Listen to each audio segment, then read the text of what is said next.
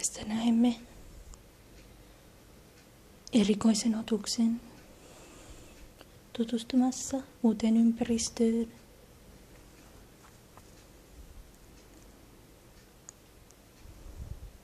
Hän on Arinamus leopardicus geckocus ja hän on ensimmäistä kertaa ulos terraariosta. Ja mukavaa on. Vaikka hyvin jännittävää.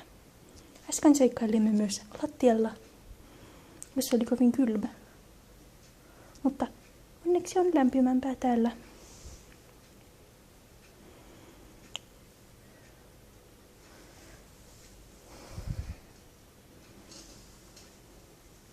Lämpimämpää täällä ihmisten sylissä. Pahoittelemme huonoa videolaatua.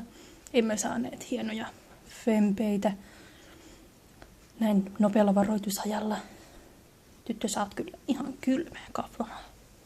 Kylmää kamaa. Olet. Sellainen tyttö. Ja tämän kokoinen myös.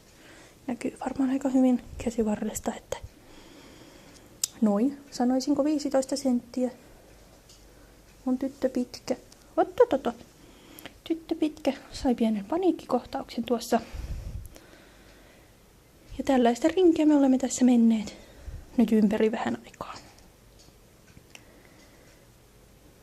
Ja kovasti haluaisimme näin hypätä lattialle.